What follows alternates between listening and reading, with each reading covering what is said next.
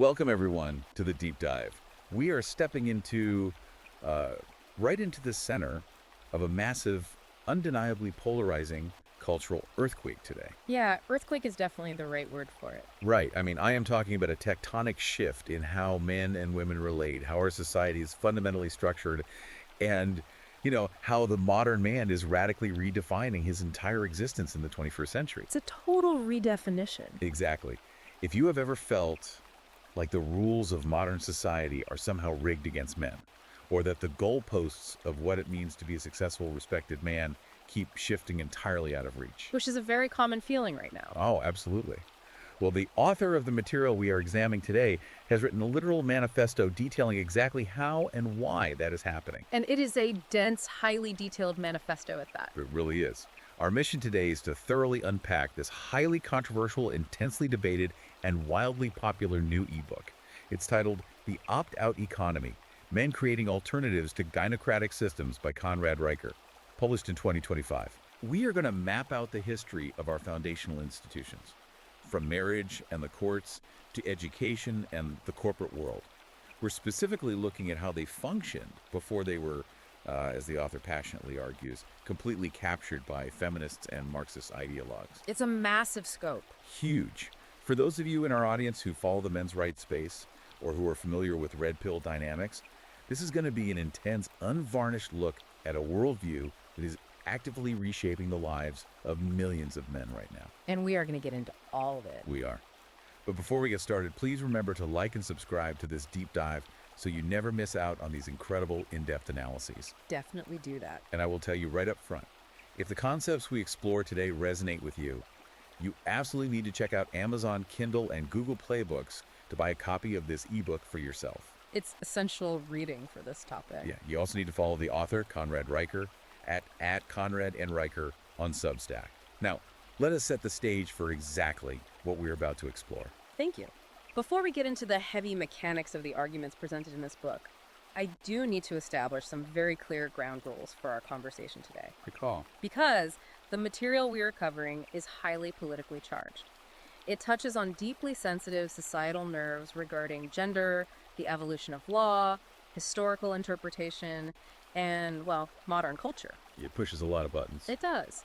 So as your guides today, we are not taking sides, and we are not explicitly endorsing the author's viewpoints. Right, we are just the messengers here. Exactly. Our role here is to act as objective, impartial analysts of the text.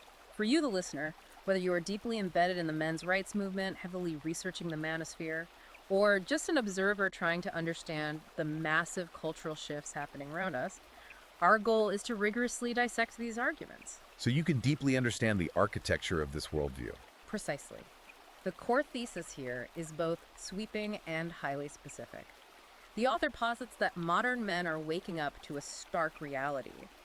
Societal systems, specifically marriage, the legal courts, educational institutions, and the corporate workplace, have been systematically redesigned over the last several decades. Redesigned to do what exactly? Well, according to the text, to extract male resources, labor, and dignity while offering virtually nothing in return. Wow. And in response to this systemic extraction, the argument is that men are not merely protesting, they are actively opting out. Opting out entirely. Right. They are severing ties with traditional societal expectations to build parallel, male-centric structures that completely bypass what the book terms gynocentric systems. Okay, let's unpack this, because to truly understand why this demographic of men is walking away from the table, we have to start exactly where the book starts.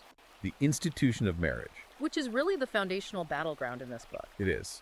The text doesn't pull any punches in its opening chapters.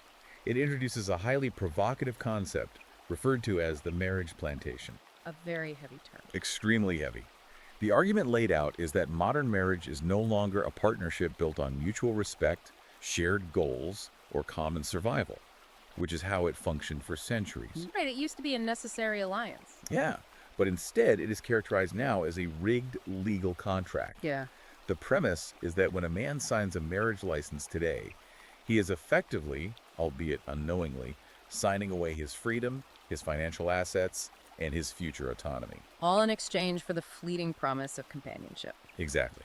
It describes a system where men are legally bound to provide and protect, but are treated as highly disposable the absolute second they are no longer deemed useful or financially optimal. To understand why such strong, evocative terminology like the marriage plantation is used, we have to look closely at the historical context and the data provided in the text. Because he backs this up with numbers. Right. He does. This isn't just philosophical theorizing. The author anchors this in demographic shifts. The book points out that since the 1960s, male participation in marriage and traditional family structures has absolutely plummeted. What are the exact numbers on that? The specific metric cited is staggering. In 1960, 72% of adults in the United States were married. Today, that number has fallen drastically to roughly 50%, and birth rates hit historic record lows in 2021. 50%. That's a massive drop. It is. Now, the prevailing mainstream narrative often blames this decline on a sort of arrested development. The idea that modern men are simply refusing to grow up or that they are dodging traditional responsibilities. Right, the whole Peter Pan syndrome narrative. Exactly. But this text completely flips that script. It frames men as highly rational economic actors who are looking at a risk-to-reward ratio that has entirely inverted over the last 50 years. So they aren't avoiding responsibility. No, they are avoiding what they perceive as a legal trap.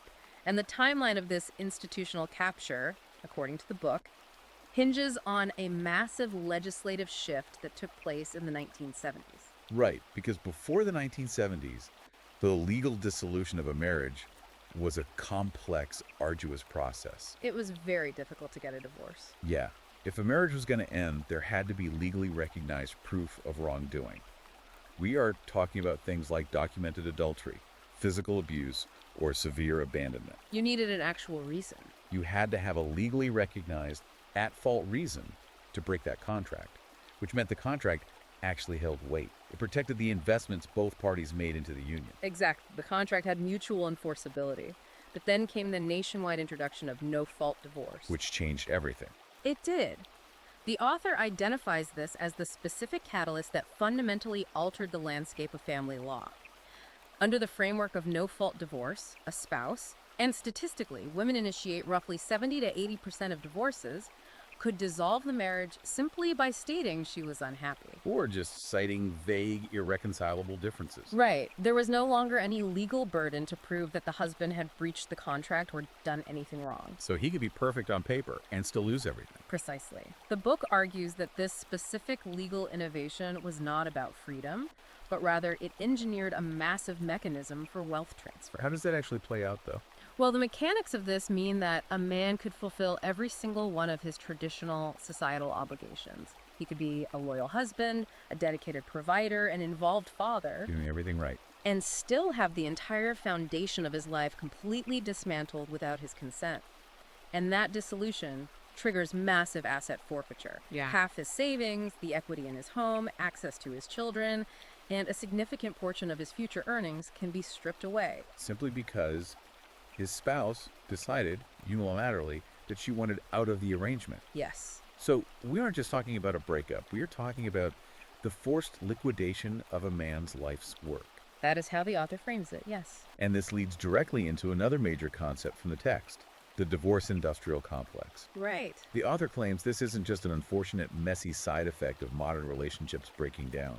He characterizes it as a meticulously designed $50 billion a year business. $50 billion. It's a massive industry. And the primary foundational revenue source keeping this massive industry afloat, men. The book outlines how family law attorneys, mediators, judges, and state bureaucrats have essentially built a highly lucrative, self-sustaining ecosystem that literally profits from the dismantling of men's lives and families. Yes, and the text is particularly deeply critical of how alimony functions within this complex.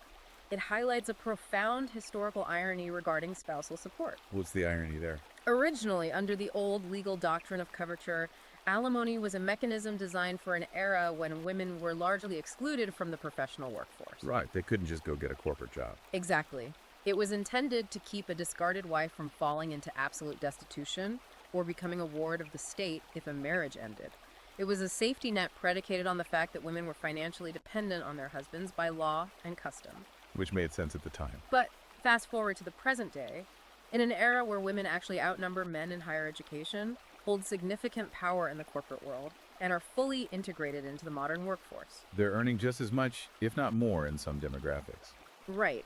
The author argues that those exact same alimony laws have not been updated to reflect modern egalitarian realities. Instead, they have been weaponized. Weaponize how?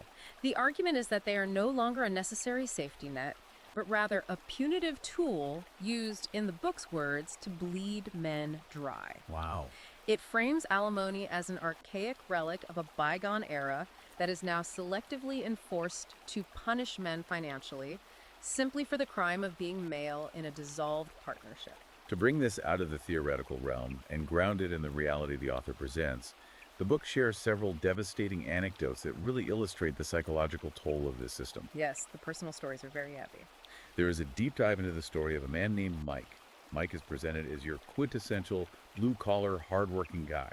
He's an electrician, married for 12 years, raising 2 kids. Paying a mortgage, doing the right things. Doing literally everything society traditionally asks of him. Then, out of the blue, his wife files for a no-fault divorce. A total shock to him. Right. Now, Mike goes into the legal process incredibly naive.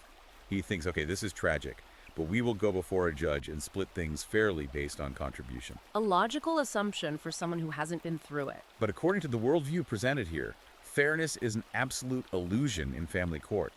The specific legal mechanics of his state's laws meant that Mike was forced to liquidate his assets. He had to sell the house, didn't he? He had to sell the family home just to cover the legal fees and the initial lump sum of alimony and child support. The book describes his current reality. He is living in a tiny, depressing one-bedroom apartment, working grueling 60-hour overtime shifts every single week, Just to stay afloat. just to avoid being held in contempt of court for missing payments. Meanwhile, his ex-wife utilized the asset split to put a down payment on a new house, moved in with the new boyfriend who has his own income, and is driving a brand new SUV largely funded by Mike's ongoing labor. The contrast is stark. The core of the argument here is that Mike did absolutely nothing wrong to breach the marriage contract, yet he was financially and emotionally gutted by the state. And Mike's story is used to transition into another critical systemic issue the author terms the custody gap. This is where the emotional devastation severely compounds the financial ruin. Because it's not just about the money, it's about the kids. Exactly. The text points back to another major legal framework, the Uniform Marriage and Divorce Act, which popularized the legal standard known as the best interests of the child. Which sounds great on paper. It sounds perfectly reasonable. It sounds incredibly noble. But the author's analysis of how that standard is actually practiced in courtrooms paints a very different picture. The argument is that this standard is inherently structurally biased. How so? It has been interpreted by the family court system through a lens that presumes mothers are automatically the better, more natural, and more essential caregivers, regardless of the individual facts of the case. So the default is always the mother. Essentially, yes. Because of this presumption, the statistics cited in the book claim that mothers win primary physical custody an overwhelming 80% of the time. 80%. The text argues this essentially erases fathers from the fundamental family equation, reducing their role from an active daily parent to nothing more than a weekend visitor and a walking ATM. Which brings us to another highly detailed case study in the book, the story of John. This is perhaps one of the most chilling illustrations of how the state enforces this system. John's story is particularly brutal. It really is. John is described as a deeply dedicated father. Post-divorce, he never missed a visitation weekend, he paid his child support religiously for years, and he was deeply involved in coaching his kids' sports teams. The model divorced dad. Exactly. But then the pandemic hit, the economy shut down, and John, like millions of other people, lost his job. His income went to zero. An act of God, completely out of his control. Right. He immediately filed for a modification of his support payments, but the bureaucratic backlog meant his case wasn't heard for months. In the meantime, he fell into arrears.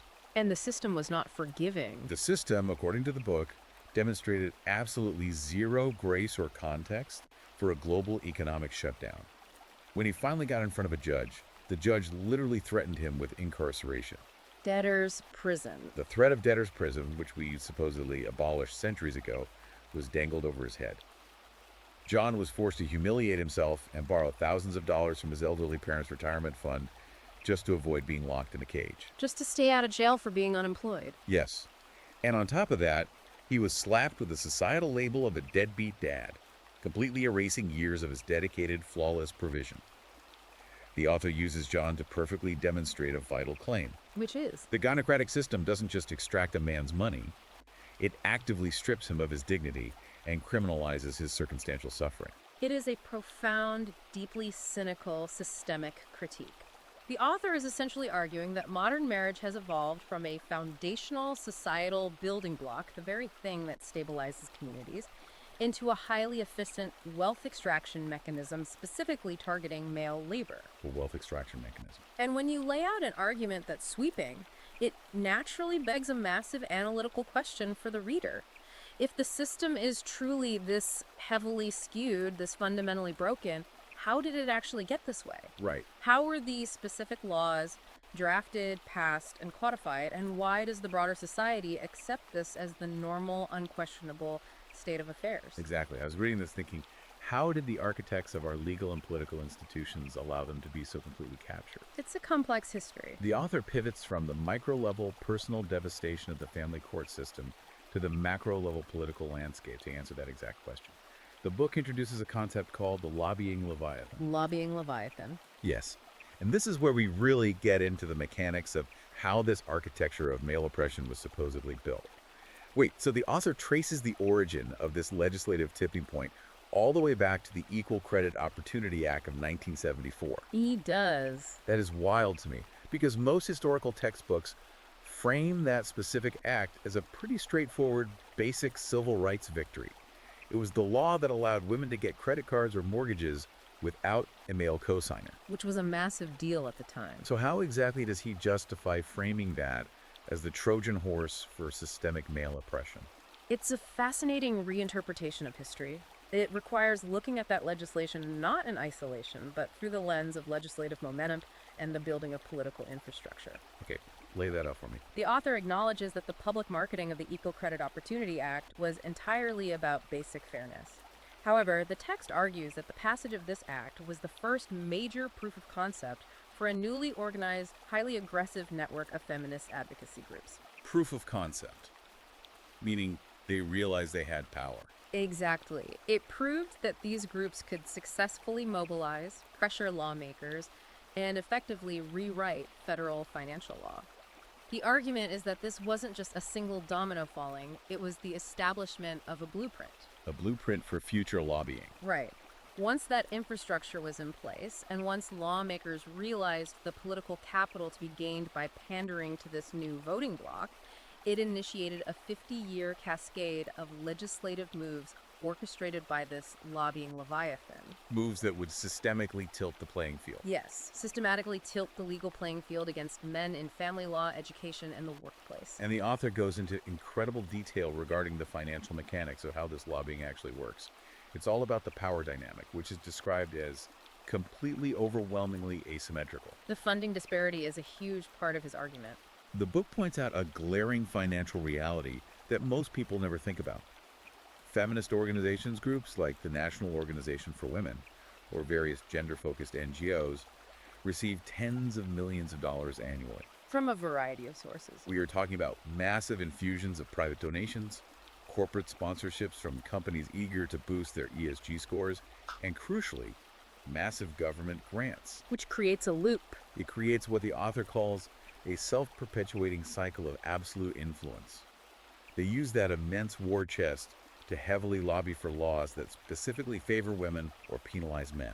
And when those laws pass. When they pass, it justifies their existence, which generates even more societal influence, which in turn unlocks even larger pools of funding. It feeds itself. Exactly. On the exact opposite side of the spectrum, you have male advocacy groups, the organizations that are trying to fight for fathers' rights or trying to reform the alimony laws that destroyed men like Mike and John. What does their funding look like?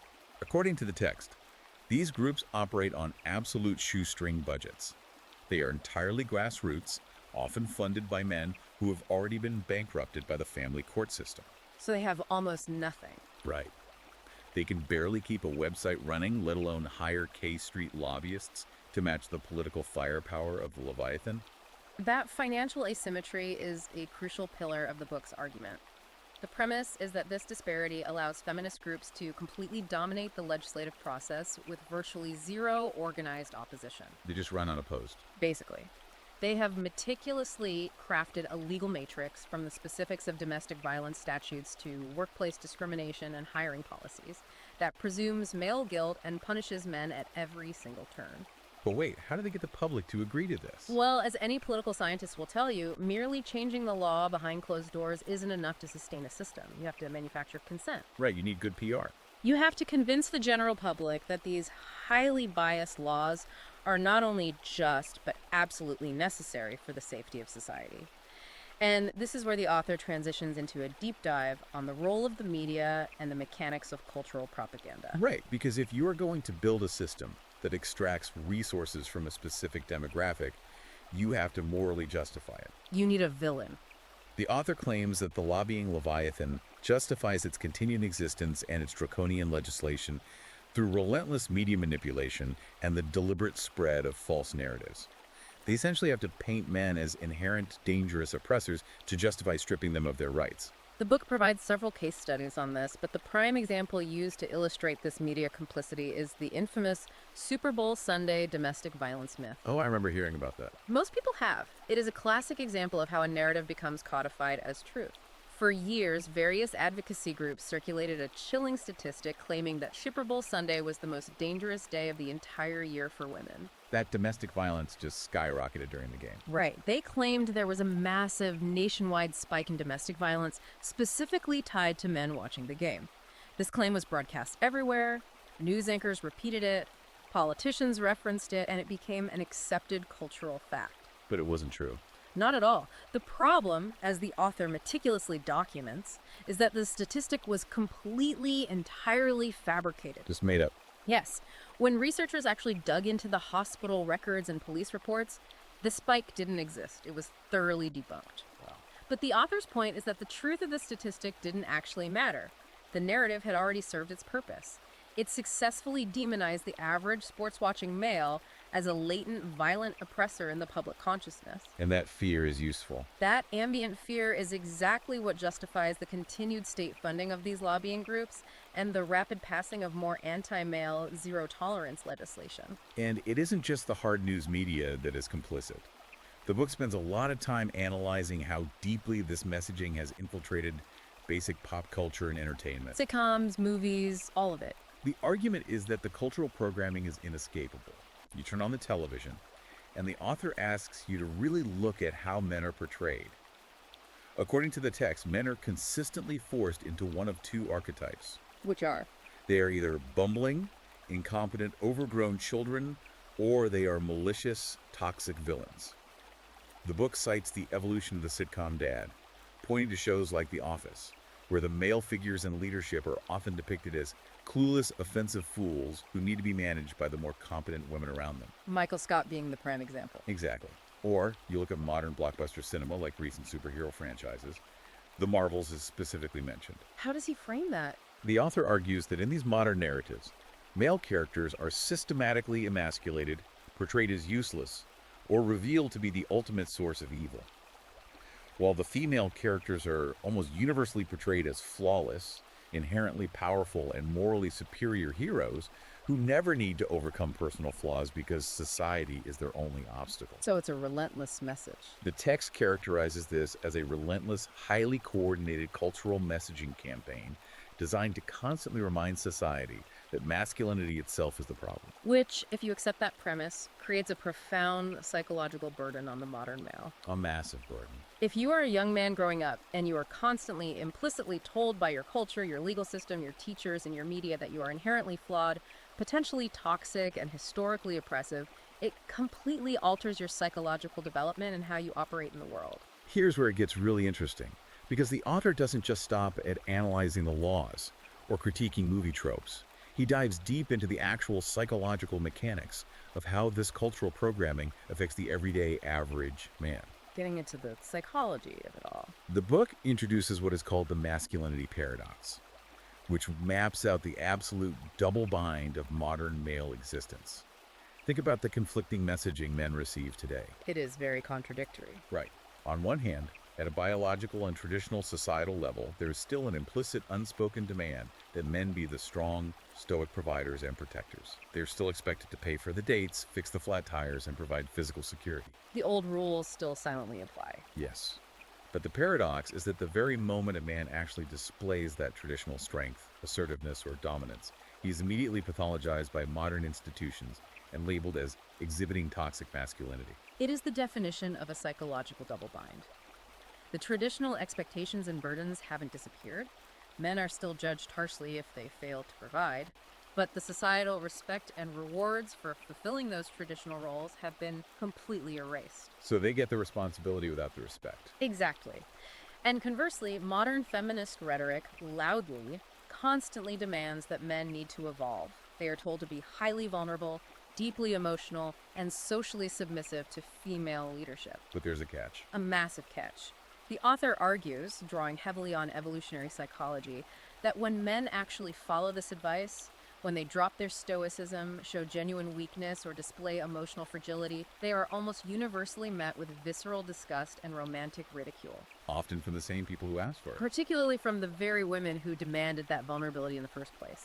The thesis is that men are punished systemically for being strong, and they are punished biologically and romantically for being weak.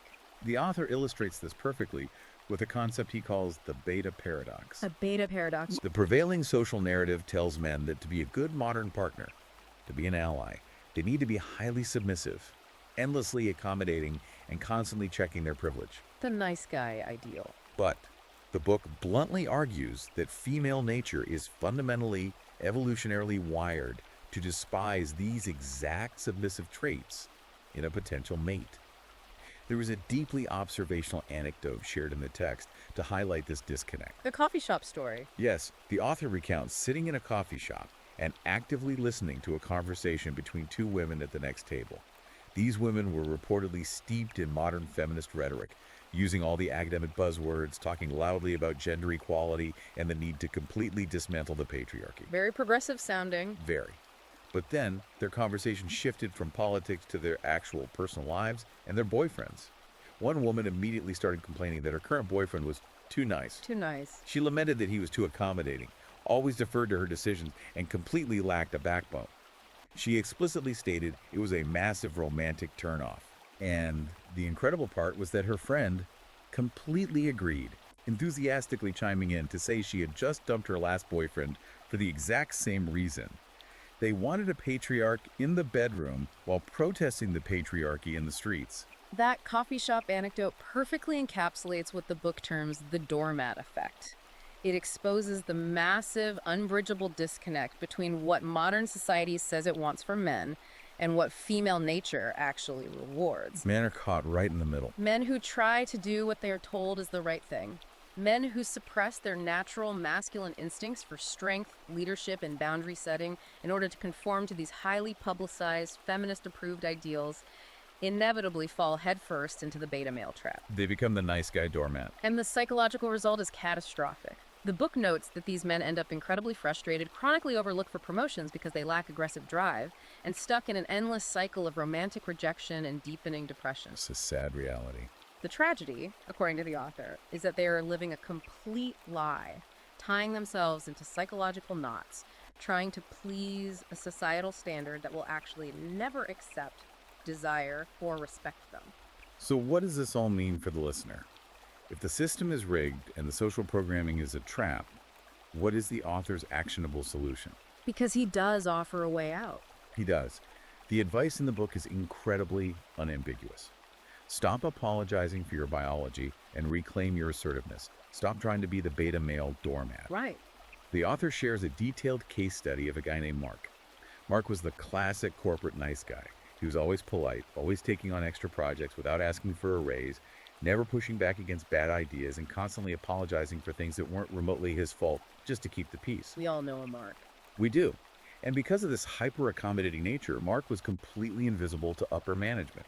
He was constantly passed over for promotions, while more aggressive, less confident people climbed the ladder over him. Until he changed his approach. Then, Mark had what the book describes as a red pill awakening. He realized the corporate and social systems were actively playing him. He stopped apologizing simply for existing in the room. He started enforcing boundaries and saying no to unreasonable weekend demands. Setting hard boundaries. He began speaking up loudly and confidently in meetings, cutting off interruptions, even when it made his more sensitive coworkers slightly uncomfortable. And the results of this behavioral shift were reportedly immediate. The text notes that within 6 months of adopting this unapologetically assertive mindset, Mark was finally promoted. 6 months. Now, the author insists this isn't just an anecdotal fluke. The book backs this philosophical stance up with significant statistical data. It points out studies suggesting that men who display highly assertive, dominant traits are 70% more likely to be promoted in a corporate environment. 70%. And 50% more likely to succeed in the modern dating market. The data, the author argues, unequivocally supports the evolutionary psychology model. Raw confidence and assertiveness are the traits that are actually rewarded by the real world, regardless of what the HR department's diversity brochure claims. Right. Actions speak louder than brochures. The text reminds its readers of a brutal historical truth. Ancient warriors and modern CEOs do not build empires, conquer territories, or win boardrooms by asking politely, checking their privilege, or being agreeable. How do they win? They win by taking absolute charge, making highly difficult decisions without consensus, and leading with an unshakable, dominant confidence. That is such a powerful, paradigm-shifting takeaway for you listening right now, especially if you have been stuck in that exact same corporate rut. But the author issues a severe warning here. What's the warning? Applying this necessary assertiveness is harder and more dangerous than ever before, because the very institutions meant to prepare us for the world, our schools and our workplaces, have been completely corrupted by an ideology that seeks to destroy that exact type of male behavior. That transitions right into the education sector. This brings us to the exploration of what the book calls the feminist lie, looking specifically at the intersection of modern education, Marxist theory, and the modern corporate world. The book makes the incredibly bold, sweeping claim that higher education in the Western world has been completely 100% captured by hostile ideologues. Yes, and this is where the book's analysis gets deeply historical and theoretical. The author traces the intellectual roots of this institutional capture directly back to Marxism. Which might surprise some people. Now, for listeners who might only know Marxism in an economic sense, the idea of the proletariat working class struggling against the bourgeoisie owners of capital, the text explains how this theory evolved. It moved away from economics. The author draws heavily on the history of the Frankfurt School. This was a group of 20th century theorists who realized that the classic economic Marxist revolutions weren't happening in the prosperous capitalist West. Because capitalism was working too well. So according to the book, they shifted the focus from class economics to culture, birthing critical theory. The argument is that the entire academic field of gender studies did not emerge from a genuine grassroots desire for social equality, but rather from this Marxist effort to fundamentally dismantle traditional Western society. Just changing the battleground. If you can't divide society by class to spark a revolution, you divide it by identity, by gender. The text argues that gender studies simply replace the capitalist oppressor with the male oppressor. That is a fascinating framing. The author's thesis is that the goal of these academic departments was never to level the playing field or achieve harmony. The goal was to erase biological reality, frame masculinity itself as an artificial, highly toxic social construct designed purely to oppress women and ultimately dismantle the nuclear family. So it's not scholarship, it's activism. The book characterizes this not as an academic discipline seeking truth, but as a hostile political ideology disguised as scholarship. And the author describes the level of indoctrination happening in these classrooms as absolutely intense. There is a chilling personal anecdote from the author's own time in a university setting. What? He was sitting in a mandatory prerequisite gender studies class. The professor stood at the front of the lecture hall and confidently, casually declared to the students that traditional masculinity was inherently toxic, violent, and oppressive by its very nature. Just stated it as a fact. The author actually raised his hand and asked a simple fact-based question. If masculinity is so inherently privileged and the source of all oppression, why do we never discuss the fact that male suicide rates are roughly 3.5 times higher than women's? A very valid question. Why do men make up the vast majority of workplace fatalities and the homeless population? And how did the class react? The response to this data. The book states that the entire room erupted in derisive laughter. One of his fellow students actually sneered at him, telling him to check his privilege because he was literally sitting in a patriarchy. Unbelievable. And the professor just nodded approvingly. The sheer reality of men's immense suffering and systemic disadvantage was treated as a literal joke by the very people claiming to teach empathy. That specific anecdote is utilized to perfectly illustrate what the text calls the silence epidemic. The very real pain, failure, and systemic marginalization of men are either rendered entirely invisible or openly mocked by the exact institutions that loudly claim to champion inclusivity and empathy. It's incredibly hypocritical. And this institutional hostility isn't just confined to bad classroom debates. It manifests in incredibly destructive administrative policy, most notably through what the book terms the Title IX trap. On modern college campuses today, the author asserts that any man accused of any sort of sexual misconduct or behavioral violation is automatically presumed guilty from the very absolute moment an accusation is made. Guilty until proven innocent. The book details how universities use Title IX tribunals, which often use the lowest possible burden of proof, the preponderance of evidence standard, to create literal kangaroo courts. No actual legal standards. There's no legitimate due process, no right to cross-examine the accuser, and no presumption of innocence. The argument is that university administrations use Title IX not for justice, but to create a culture of absolute paralyzing fear, silencing any male dissent, and ensuring young men keep their heads down and accept their status as second-class citizens on campus. And look at the devastating macro-level results of this environment. The book points out a massive, glaring statistical irony that the mainstream media completely ignores. About college graduation rates. Exactly. Back in the 1970s, when Title IX was passed, men made up roughly 60% of college graduates. Today, because of this highly hostile campus environment and the systemic bias against boys in early K-12 education, where natural male energy is heavily medicated and penalized, men make up only 40% of college graduates. A complete inversion. Women completely, overwhelmingly dominate higher education across almost every single discipline. Yet despite this massive enrollment gap, and the undeniable statistical reality that men are fleeing higher education, society and the media still constantly parrot the absurd narrative that the educational system fundamentally favors men and is built on a foundation of patriarchal privilege. The author calls this gaslighting on a civilizational scale. It really is. What is fascinating here is how the author maps the trajectory of this ideology once students leave the campus. This academic indoctrination doesn't seamlessly vanish at graduation. It directly transitions into and infects the corporate world. Because those students get hired. The graduates of these deeply ideological gender studies and sociology programs don't just disappear. The book identifies modern human resources departments as the ultimate corporate landing pad for these activists. HR as an enforcement arm. The author refers to modern HR not as a function of personnel management, but as the enforcement arm of feminist ideology within the capitalist system. Once entrenched in HR, the critical theories taught in college seminars become mandatory, actionable company policy. Implementing the theories in real life.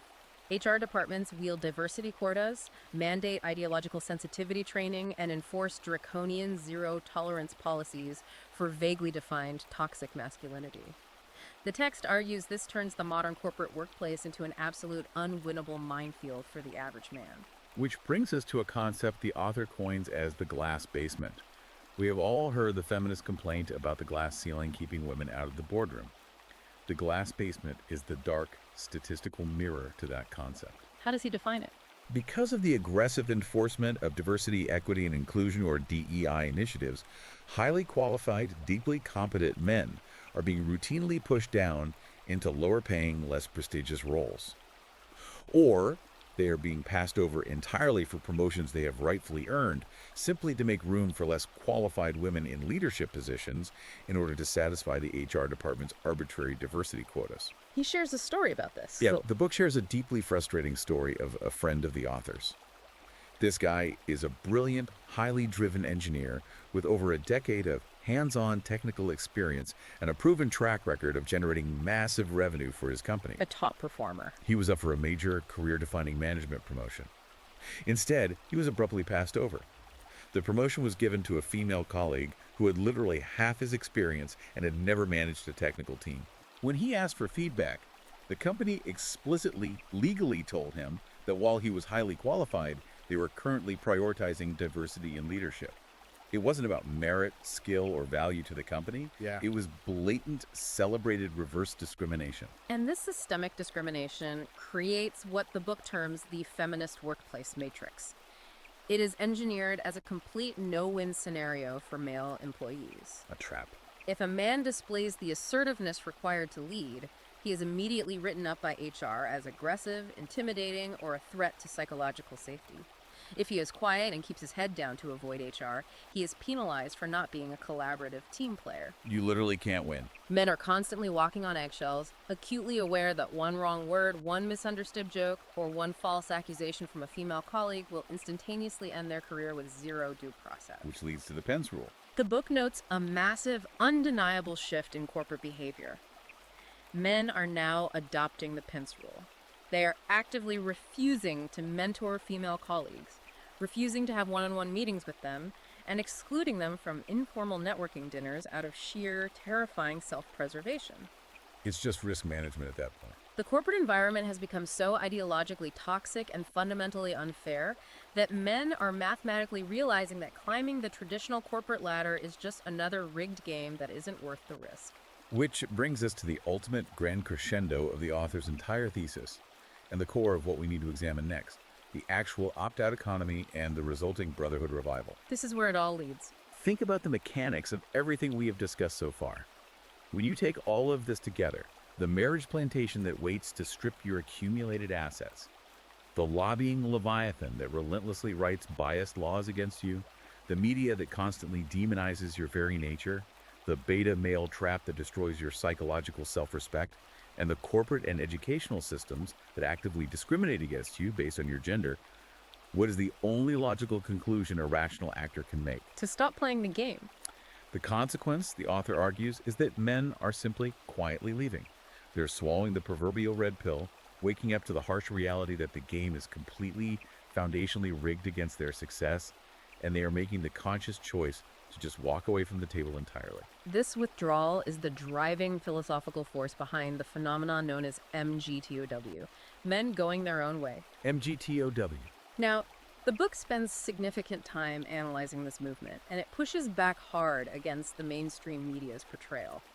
The media often characterizes MGTOW as a fringe, dark web group of bitter, dangerous misogynists living in basements. That's the usual headline, yeah. But the author analyzes this movement as a highly rational, deeply pragmatic, and purely logical economic response to systemic oppression.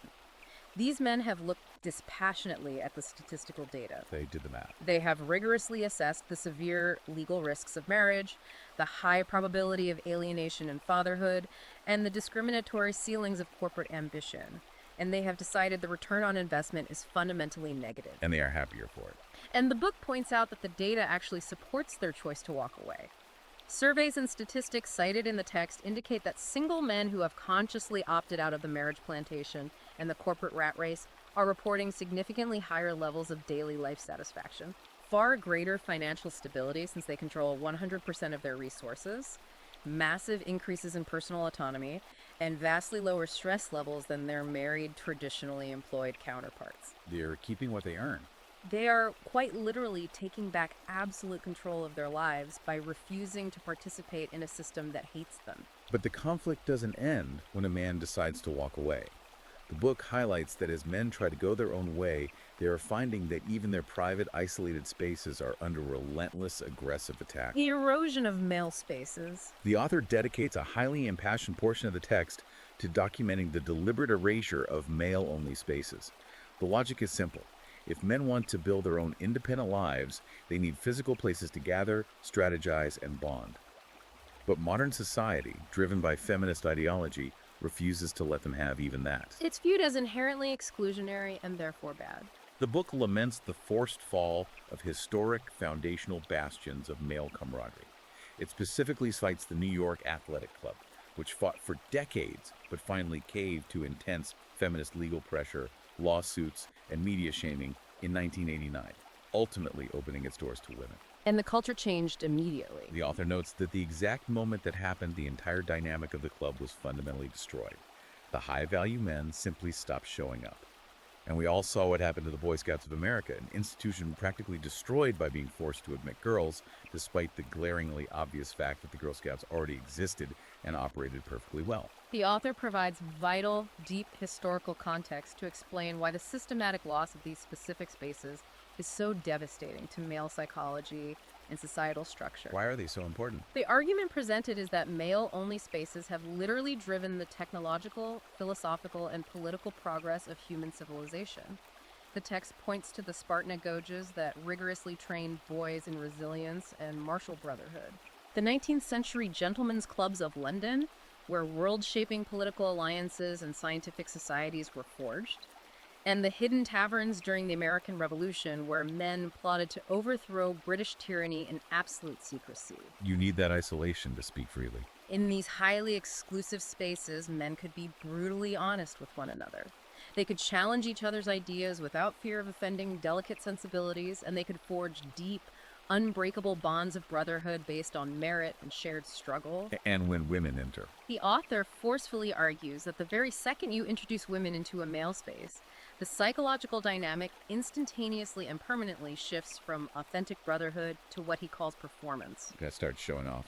Men biologically start posturing, they begin competing for female attention, and they heavily police and modify their natural behavior. The raw, unfiltered, incredibly powerful support network is instantly destroyed. And because those physical spaces have been compromised, that is exactly why men are now actively, aggressively fighting back by building the literal opt-out economy. Since the traditional institutions have completely shut them out or only allow them in to extract their value, men are building completely parallel, untouchable systems to bypass the gynocentric state entirely. Parallel structures.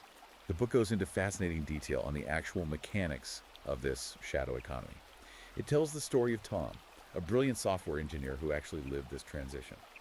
Tom was laid off from a super woke, massive tech company specifically because he didn't fit their new DEI diversity matrix. A casualty of the glass basement. Exactly. But instead of updating his resume and begging for another soul-crushing corporate job, Tom completely opted out of the traditional economy. He leveraged his skills and joined a highly vetted, private, male-only investment group called the Iron Brotherhood. A modern digital men's club. Inside this secure network, completely shielded from HR departments, diversity quotas, and feminist oversight, Tom found incredible mentors. He collaborated with other highly driven, technically skilled men to build decentralized software. And within a single year, operating entirely outside the traditional corporate structure, he had completely doubled his previous highly taxed corporate income. Tom's specific story is utilized as a microcosm of a much larger sweeping economic trend. The author highlights the massive, deeply decentralized online networks that are acting as modern safe havens and incubators for this new parallel economy. Where is this happening? The text points to massive digital platforms and forums like Reddit's r/men's rights, which boasts an active membership of over 500,000 men. 500,000 men. But the book emphasizes that these aren't just echo chambers or places for men to vent their frustrations. They have evolved into highly sophisticated operational hubs. Men are using these networks for sharing advanced legal strategies to survive family court, crowdsourcing financial advice, and providing profound philosophical support. It's a real network. The author conceptualizes this as the network effect. Because they are locked out of the mainstream, men are pooling their resources. They're starting their own sovereign businesses and utilizing highly vetted, localized supply chains. They're using crypto too, right? Yes. They are heavily investing in decentralized finance, like cryptocurrency and blockchain technology, specifically because those assets cannot be easily tracked or garnished by a hostile family court system. That is brilliant. They are creating a robust, entirely parallel economic and social structure that the traditional feminist-captured systems literally cannot touch or regulate. They are, in essence, rediscovering the primal power of male brotherhood, but adapting it for the digital financial age. It really is a revolution. If we connect all of this intense analysis to the much bigger picture, the worldview presented in Conrad Riker's The Opt-Out Economy is far more than just a localized critique of modern feminism or family law. It is intended as a profound, data-driven, civilizational warning about the trajectory of our entire society. A warning light flashing red. Regardless of where you, the listener, might fall on the political spectrum, the empirical demographic and economic data the author presents regarding male withdrawal is practically impossible to ignore. Millions upon millions of men are feeling profoundly systemically disenfranchised. Better check it out. They are looking analytically at the foundational pillars of our society: the institution of marriage, the concept of fatherhood, the fairness of the legal system, and the rewards of corporate ambition. And they are making the highly conscious, rational decision to completely check out. They are done. They are systematically withdrawing their labor, their capital, their protection, and their participation from the mainstream, choosing instead to build their own isolated parallel systems. Yeah. This is not a loud protest. It is a quiet, incredibly massive revolution that is fundamentally reshaping the demographic, social, and economic realities of the 21st century. Which leaves us with a massive, lingering question. Something you really need to heavily mull over long after this deep dive ends. It is the ultimate logical conclusion of the author's premise, and something we haven't explicitly debated yet, but think about it deeply. It's the ultimate what-if scenario. If the historical architects, the literal physical builders, and the traditional protectors of a society, the men, permanently withdraw their participation, their relentless drive, and their massive resources to live solely for themselves within this new opt-out economy, can that broader mainstream society actually sustain itself? An incredible question. How does a system survive when its primary engine of labor and capital decides to go on a permanent silent strike? Or is a total catastrophic systemic collapse entirely inevitable before any genuine good faith renegotiation of the social contract between the sexes can even mathematically occur? That is the precipice the book says we're standing on. That is something to seriously, deeply think about as you look at the world around you today. Now, if you want to truly understand the unvarnished truth of this movement, if you want to dig into all the raw data, the deep historical analysis, and the specific economic strategies we discussed today, you absolutely must read the source material directly. You really have to read it for yourself. I strongly, highly urge you to open up your browser right now, search for The Opt-Out Economy by Conrad Riker on Amazon Kindle and Google Play Books, and buy a copy today. It is a read that will completely change how you view the infrastructure of the world. It changes your perspective on everything. Also, make sure you go and follow the author at Conrad and Riker on Substack to stay updated on his latest research, essays, and writings. Finally, please remember to hit that like button and subscribe to the deep dive right now. Please do. Your support ensures we can keep bringing you these intense, unfiltered, and deeply thorough analyses of the ideas shaping our world, and you definitely do not want to miss the intense topics we are diving into next. Thank you for being here with us.